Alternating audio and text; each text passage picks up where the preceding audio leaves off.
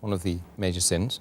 And unfortunately, nowadays, many Muslims consider riba to be completely lawful in this modern world that we live in. What's your advice according to Quran and Sunnah? I do agree that there are many Muslims who consider riba not to be interest and they think it's lawful, but riba means anything over and above. It includes usury, that's exorbitant interest, but it even includes interest, because by definition interest is money earned on money lent, and usury is exorbitant interest. So whether small or big, riba is haram.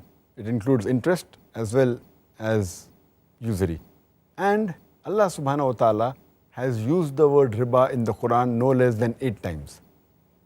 It's mentioned in Surah Al-Imran, chapter number 3, verse number 130, Surah Nisa, chapter number 4, verse number 161.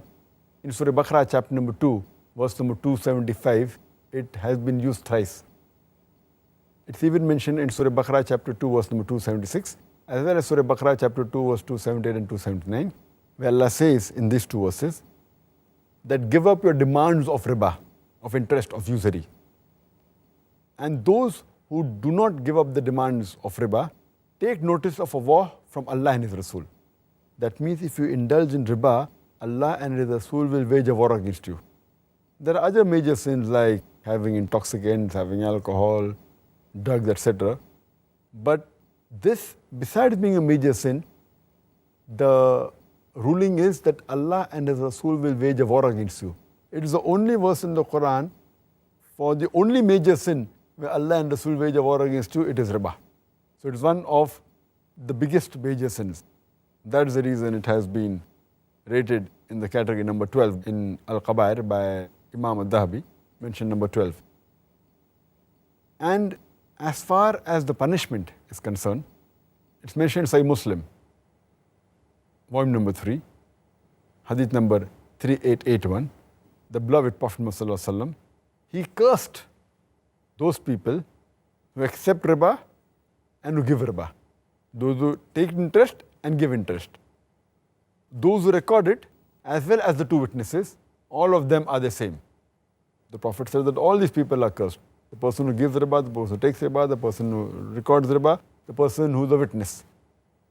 All of them are cursed and all of the same level. It's further mentioned in Mustadrak al-Hakim, hadith number 2259. The beloved Prophet Muhammad said that there are 73 different types of riba, different degrees of riba. And the lowest one is equivalent to a man doing zina with his mother. With the lowest level of riba, or the 73 level, is equivalent to a man doing zina with his mother. And this is a Sahih Hadith. And it's mentioned in Musnad Ahmad, volume number 5, page number 225, also in same hadith repeated in Sahih Al-Jamia, hadith number 3375. The beloved Prophet ﷺ said that anyone who takes riba equivalent to 1 dirham, it's worse than a man committing zina 36 times. If you take 1 dirham of riba, it's worse than a man committing zina 36 times. So this is the punishment and the enormity of sin in Islam. And we see today that most of the Western countries, they are drowned in riba. Everything is an interest.